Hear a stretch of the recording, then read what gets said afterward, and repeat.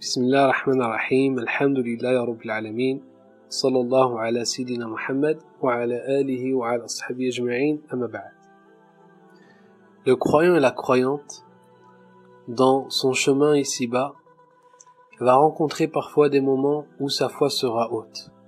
Ainsi, il aura peut-être une grande motivation à commettre beaucoup de bonnes actions et à s'écarter de beaucoup d'œuvres mauvaises. Mais parfois aussi, l'être humain va passer par des phases où il va être livré au plaisir de son ego, au plaisir de sa nefs, et peut-être même des fois très éprouvé et être bloqué dans certains péchés. Mais il ne doit pas désespérer pour autant. Car comme An-Nabi alayhi salatu salam il nous dit, dans un hadith qui est rapporté par Anas ibn Malik, radiyallahu anhu, An-Nabi alayhi salatu salam il nous dit, Kullu bani Adam khata. Il nous dit que tous les fils d'Adam commettent des erreurs, et que les meilleurs parmi eux sont ceux qui se repentent. C'est-à-dire que les péchés ne sont pas une finalité en soi. L'être humain ne doit pas tomber dans la fatalité. Il ne doit pas se dire de toute façon je suis voué, je suis cloué, je suis trop mauvais. Non, il ne doit pas désespérer. Bien au contraire, le croyant et la croyante doit aspirer à évoluer et même tirer de ses leçons ou lorsqu'il est éprouvé. Tu as commis des péchés? Qu'est-ce que tu as vécu à travers cela? Tu as vu à quel point tu étais faible. Tu as vu à quel point tu avais besoin de la miséricorde de Dieu. Tu as vu à quel point que tu étais un faqir, c'est-à-dire que tu étais pauvre et indigent face à Allah. Que tout le bien que tu faisais avant ces péchés, ce n'était qu'une miséricorde venant d'Allah. Ainsi, tu apprends même de ces périodes. Tu apprends que tu ne dois plus juger. Tu apprends que lorsque Dieu t'élève, tu ne dois pas prendre les autres de haut. Car ces gens que tu juges et que tu méprises, Allah il se peut qu'il te met dans un état encore plus vil et plus bas que ceux que tu te permets de juger. Alors, il faut savoir cela. Première chose, les péchés sont une chose qui est liée à l'homme. L'humain, tous les fils d'Adam font des péchés.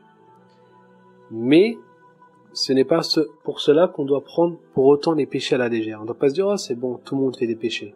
Non, on doit revenir vers Allah Azza wa Jal.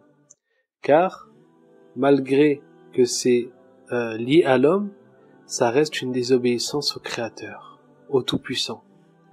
Et Allah Azza wa Jal nous appelle aussi à ne pas désespérer en nous disant dans Surat Zumar قُلْ يَا عِبَادِيَ الَّذِينَ أَسْرَفُوا عَلَى أَنفُسِهِمْ. Dis, ô vous mes serviteurs qui avez commis des excès à votre propre détriment, لَا تَقْنَطُوا مِنْ رَحْمَةِ اللَّهِ. Ne désespérez pas de la miséricorde d'Allah, car Allah pardonne tous les péchés. Oui, c'est lui le pardonneur, le très miséricordieux. Ainsi, on doit adopter quoi? Quelle situation? Espérer la miséricorde de Dieu, craindre le méfait de nos actes, mais garder un équilibre et avoir pour cœur central de tout ça l'amour de Dieu. On doit aimer Dieu énormément, mais on doit quoi? On doit craindre les méfaits de nos actions. Et on doit quoi aussi? Espérer en la miséricorde de Dieu. Aucun péché doit nous faire désespérer de Dieu. Mais aussi, on ne doit pas être rassuré de notre propre état. C'est-à-dire qu'on craint toujours nos propres œuvres. Pourquoi? Parce qu'on sait que si on est dans un bien, c'est que par miséricorde de Dieu. Ainsi, on reste dans notre position de serviteur. On reconnaît ce besoin de Dieu. Et c'est ça que Dieu il aime. Car en reconnaissant notre besoin de Dieu, en reconnaissant notre pauvreté, on reconnaît la richesse de Dieu. En reconnaissant notre faiblesse, on reconnaît la puissance de Dieu. Donc, ça c'était pour introduire, avant de donner ces trois moyens de nous faire pardonner nos péchés. De manière générale, il est bien de demander pardon, car Nabi alayhi salatu salam constamment il se repentait à Allah, comme il est rapporté dans les récits prophétiques. Dans une narration, il est dit qu'il se repentait plus de 100 fois, dans une autre plus de 70 fois. Mais de manière générale, ce qu'il faut comprendre, c'est que Nabi alayhi salatu salam, il se repentait constamment, alors que ses péchés, alors que Nabi sallallahu alayhi wa sallam, il n'avait pas de péché. Dieu lui a même annoncé qu'il lui avait pardonné tout ce qu'il aurait pu commettre dans le passé ou dans le futur. Donc, première chose, ces 3 façons de pardonner ses péchés, il ne faut pas les prendre comme une facilité. Ah, attends, c'est simple, je peux faire ce que je veux et je vais faire ces 3 choses. Non. Il faut les voir plutôt comme un cadeau de Dieu, comme un cadeau d'Allah, comme une manifestation de sa miséricorde. La première, c'est dans Sahih al-Bukhari, dans le recueil de l'imam al-Bukhari, il nous est rapporté que Abu Huraira nous dit que An-Nabi alayhi salatu salam, il dit celui qui dit 100 fois par jour Subhanallah wa bihamdihi, gloire et pureté à Allah ainsi que sa louange, il aura ses péchés effacés, même s'ils sont aussi nombreux que l'écume de la mer. C'est-à-dire une personne qui dit avec son cœur, parce que tout le secret il est là, tout le secret des évocations, tout le secret des actes qui nous élèvent et qui nous purifient, qui nous font pardonner nos péchés, c'est le cœur, c'est avoir la présence de ce cœur-là. Donc, quand tu dis gloire et pureté à Allah, c'est que tu fais ce qu'on appelle en arabe le tanzih, c'est-à-dire que tu réalises dans ton cœur que Allah, il est au-dessus de toute chose. Allah, il est pur de toute imperfection. Que Allah, il est au-dessus de tout ce que tu peux t'imaginer comme étant la perfection par ton intellect limité.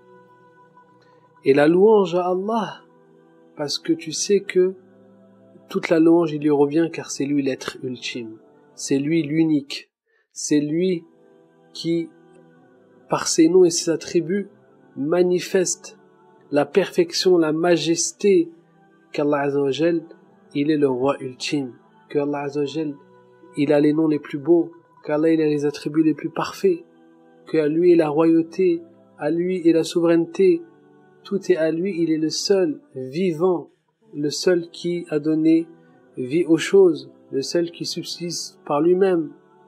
Et tu le remercies, tu le loues pour tous ces bienfaits qu'il t'ait permis de connaître qu'il y est le Seigneur unique, qu'il t'ait permis de profiter de ses grâces, de ses bienfaits, qu'il t'ait permis de te prosterner devant lui, qu'il t'ait permis de lui demander pardon, qu'il t'ait permis de lever tes mains et de l'invoquer.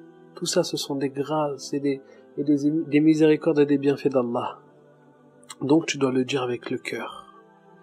Tu te poses, tu t'isoles avec Allah, tu fais abstraction de toutes ces choses de ce bas monde et tu établis une connexion avec ton Seigneur et tu effectues cela.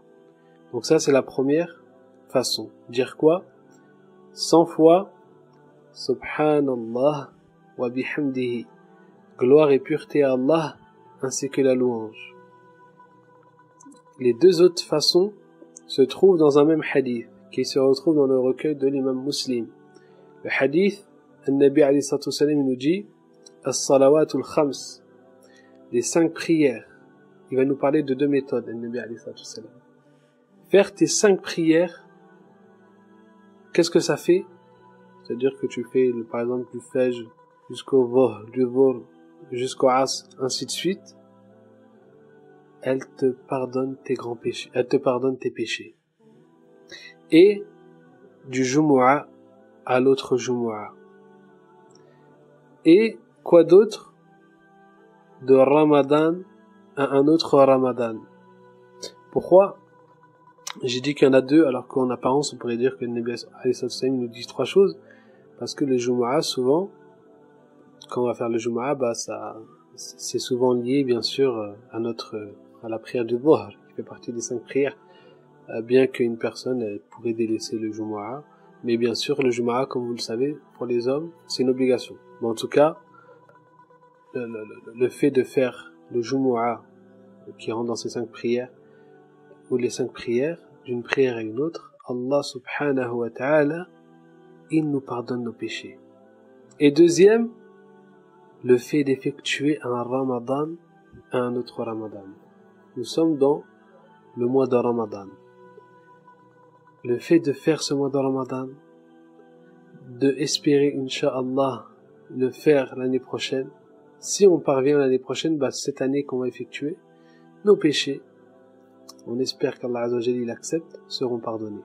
Et si on a jeûné le mois dernier, le mois, pas celui-là mais l'autre, et on a fait les efforts pour que, c'est-à-dire vraiment avoir le cœur dans ce mois, le faire vraiment, sincèrement avec Dieu, et bien on espère qu'Allah Azza wa Jalla nous a pardonné nos péchés.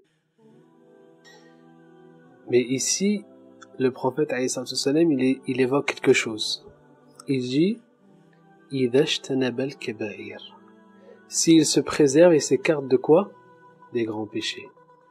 C'est-à-dire, entre ce Ramadan et l'autre Ramadan, prends cette décision, prends cette intention que après ce Ramadan, si tu commettais souvent des grands péchés, tu vas les délaisser.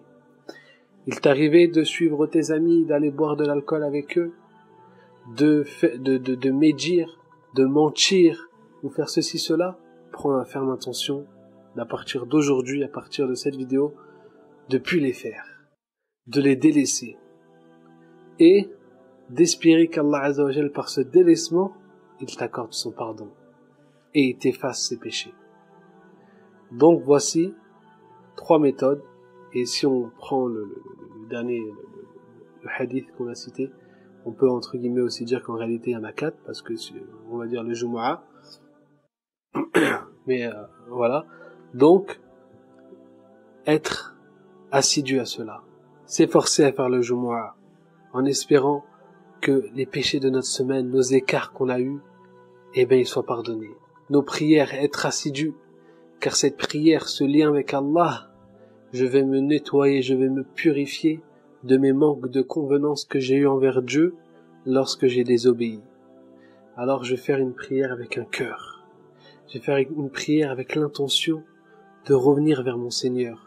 Je vais pas faire une prière en me disant « Oh, c'est l'heure, c'est la prière, je dois faire cette prière. » Non, je vais faire cette prière avec quelle intention?